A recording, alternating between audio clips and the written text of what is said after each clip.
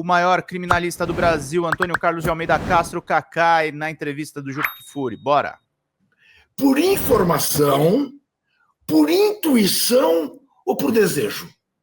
Juca, alegria estar aqui com você, alegria enorme sempre estar contigo, especialmente nesse seu programa. Não, na verdade, Juca, ninguém tinha essa informação, não foi informação. Foi até interessante porque as redes bolsonaristas começaram a postar. Eu não tenho rede social, mas os meus amigos me comentam comigo que eu teria informação privilegiada. Não, quando saiu a denúncia, dia 18 de fevereiro, eu vi quantos réus, vi as imputações. Eu advoguei em quase todo caso importante do Supremo. Eu conheço o rito do Supremo, conheço o regimento Supremo profundamente e tudo mais.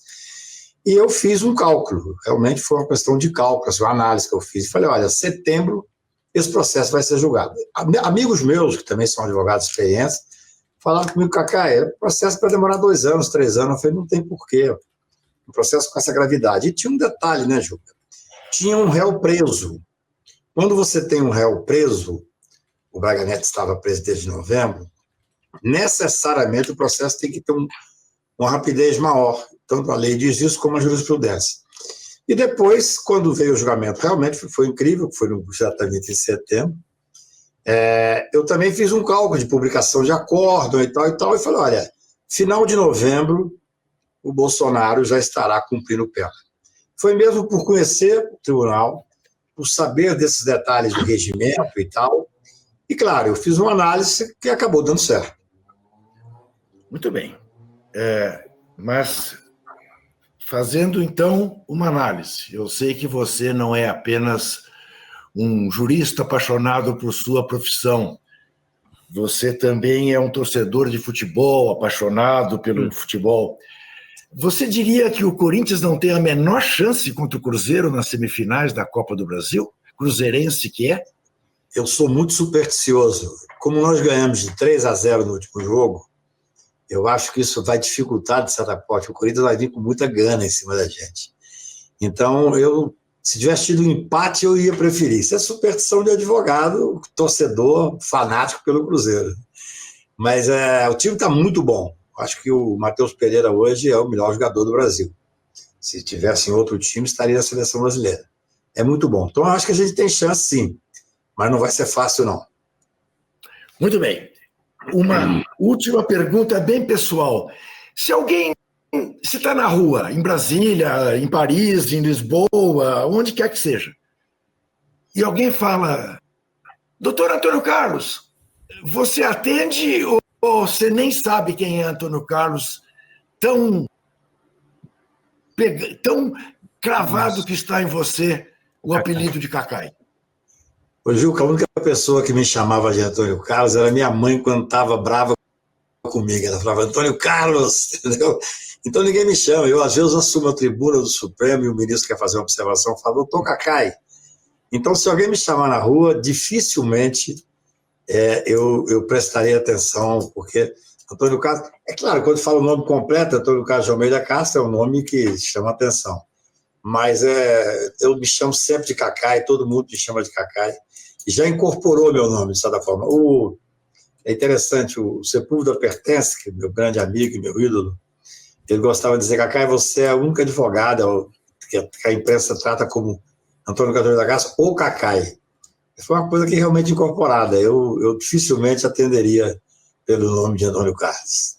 Então, isso nós temos em comum, porque você sabe, eu sou José Carlos, só minha avó materna me chamava de José Carlos, Juca. porque realmente se alguém berra na rua José Carlos, eu não olho, porque eu não sei quem é. Não estão falando comigo.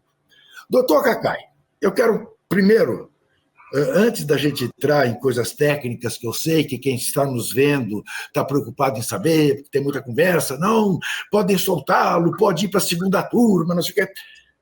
Eu quero primeiro discutir coisas mais amplas com você. Uma delas, a questão do punitivismo, Cacai. Nós não somos punitivistas, não é isso?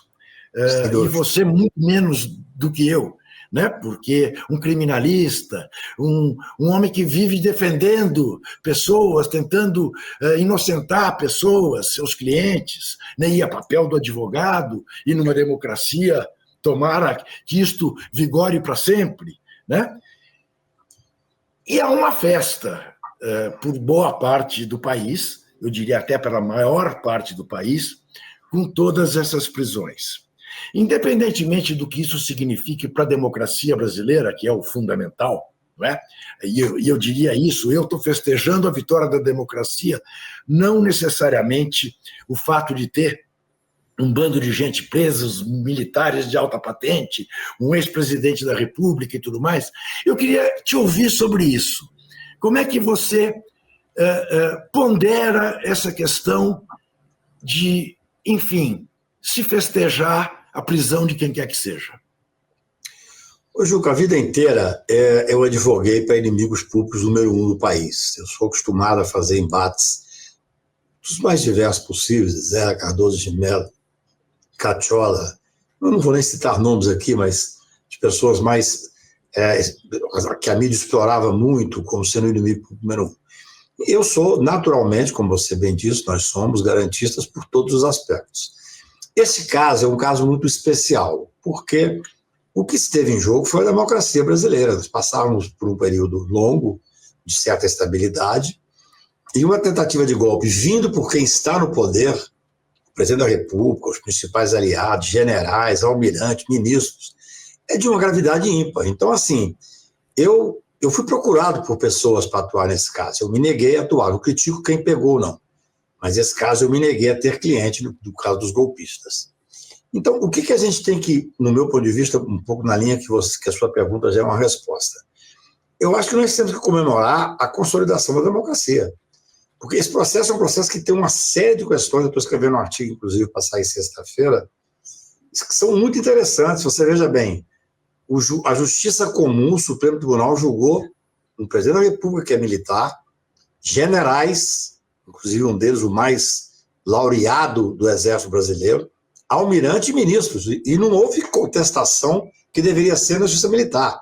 Isso, para quem acompanha e é advogado ou quem acompanha a história, sabe da importância disso. Depois, o fato de o Supremo não ter entrado na seara militar, que é a questão do posto e patente, ter mandado para o STM, é outra questão interessantíssima. Então, eu acho que o Brasil tem que comemorar a consolidação democrática.